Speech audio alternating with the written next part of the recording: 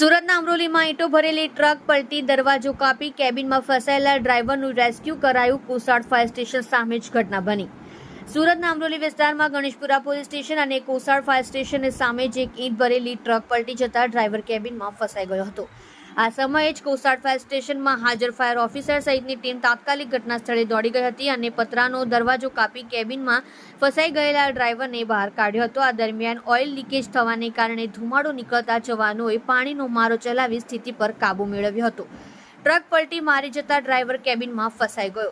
સુરતના અમરોલી વિસ્તારમાં આવેલા છાપરા ભાટા ખાતે તાડનું ઝાડ મકાન પર પડવાને કારણે મળેલા કોલને પૂર્ણ કરી ફાયર બ્રિગેડની ટીમ ઘટના કોસાડ ફાયર સ્ટેશન પર પરત ફરી હતી. ફાયર બ્રિગેડના જવાનો હજુ ગાડી પાર્ક કરતા હતા ત્યાં જ કોસાડ ફાયર સ્ટેશનની સામે અને ગણેશપુરા પોલીસ સ્ટેશનની સામે બ્રિજ ચડતી વેળાએ જ એક ઈંટ ભરેલી ટ્રક અચાનક જ પલટી મારી ગઈ હતી, જેના અવાજને કારણે ફાયર બ્રિગેડ ઓફિસર મારુતિ સોનગમણે સહિતના ટીમ તાત્કાલિક ઘટના સ્થળે દોડી ગઈ હતી. ઈંટ ભરેલો ટ્રક પલટી મારી જવાને કારણે કેબિનમાં ડ્રાઈવર ફસાઈ ગયો હતો. સદનસીબે બનાવમાં કોઈ જાનહાનિ નહીં, જેથી ફાયર બ્રિગેડના જવાનોએ લોખંડના પતરાનો દરવાજો તોડી કેબિનમાં ફસાઈ ગયેલા ગુલફામ અહેમદ નામના ડ્રાઈવરને બહાર કાઢી બચાવી લીધો હતો. આ સાથે જ ઓઇલ લીકેજ થતો હોવાને કારણે વિભાગની ટીમ દ્વારા પાણીનો મારો કરવામાં આવ્યો હતો. Truck driver Gulfam Ahmed fire brigade વિભાગમાં માહિતી આપતા લખાવ્યું હતું કે ટ્રક GJ16AW 9095 લઈ બરોડાથી સુરત કતારગામ વિસ્તારમાં આવવા નીકળ્યો હતો ત્યારે આ ઘટના બની હતી. સદનસીબે આ બનાવમાં અન્ય કોઈ જાનહાનિ થવા પામી ન હતી.